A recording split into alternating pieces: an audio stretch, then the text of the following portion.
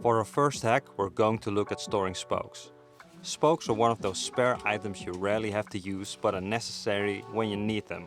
The integrity of your wheel can suffer if spokes break and you want some on hand when the time comes. Fortunately, they are lightweight but also bend easily, so where to pack them? The seat post tube is the perfect place to hide a couple of spokes. With some foam plugs, it's easy to tuck them away out of sight and out of mind until you need them. No fussing about with taping them to the frame or protecting them from bending in a plastic tube like we used to do. An extra tip here is the next best thing to tool, a super compact tool that enables you to remove your cassette if you need to replace a spoke on the cassette side of the rear wheel. Doing the dishes out in nature is a bit of a cumbersome undertaking. It's not easy to keep everything clean and dry, and that includes the dishcloth to wipe down the dishes after washing. Things get dirty extra fast and are less easy to clean compared to the comforts of a dedicated kitchen with running water. So how to deal with that out in nature? Our solution is to take a full-size dishcloth and cut it up into 4 smaller pieces. That way you can use a clean one while keeping the others for the next use, or separate them from the dirty ones. Just like at home, where you use one until it has to go for a wash, we do the same here, only on a smaller scale. Don't forget to sew up the cut edges to prevent the cloth from fraying. Being cold out on tour is something we want to avoid at all costs. It can be a real downer for your spirit and have you craving for a warm place somewhere cozy inside. Packing lightweight is a great way to not have the feeling that you're dragged down by unnecessary items like a thick jacket you hardly ever use, but how to stay warm without the extra bulk and weight.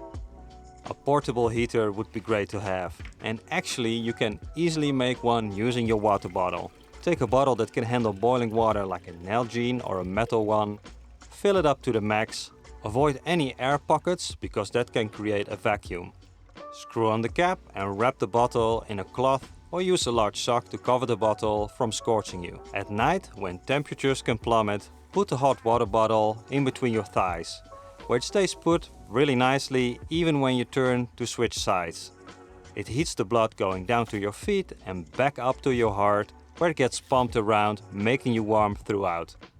Of course, you want to be careful and avoid damaging your gear, but out on the road there's all kinds of things that can happen.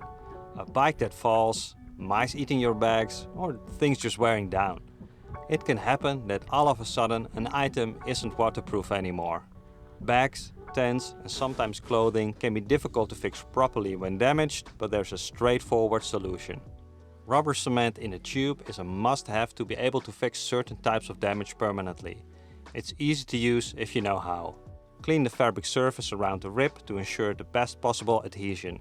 For a big rib, put a piece of tape on one side and neatly dab over the rib while keeping everything level. That's important so the rubber cement doesn't flow to one side since it's liquid to start off. After leaving it to dry for 12 to 24 hours, remove the tape. Clean the surface and repeat on the previously taped side for a double-sided protection.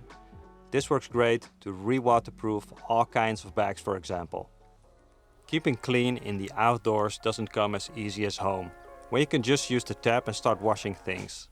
Take cooking as example, where your hands get dirty from handling produce, herbs and spices, oils, pots and pans and other things. Washing your hands would be nice, right? A simple trick you might already know is placing your water bottle between your knees and squeezing it gently while washing your hands underneath the stream of water. What I do is grab my bottle with the space between the thumb and index finger, keeping my dirty hands away from the spout and putting it between my knees. Stuff getting wet inside your bags is a thing to avoid. Sometimes you need to put stuff in that's already wet, like a tent fly from an overnight camp. Can be wet from rain, dew and condensation. To avoid getting everything else wet when packed away, there's a simple solution. We use an old dry bag that has seen its best days. Electronics and sleeping gear are the main things we want to keep dry, and therefore we change out dry bags when they start to show signs of not being 100% waterproof anymore. You can use the above rubber cement fix to patch them up.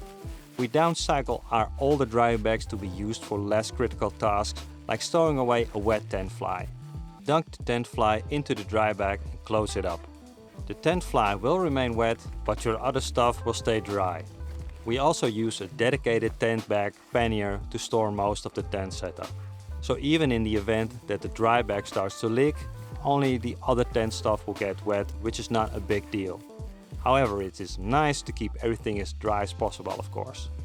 When having a wet tent fly, we occasionally dry it out when we have a rest stop somewhere. If you enjoyed this video so far, consider hitting the like button. It helps the video reach a wider audience, so thanks for that.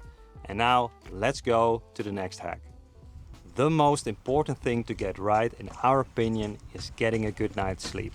It will affect your experience while awake tremendously, and it can make or break a day.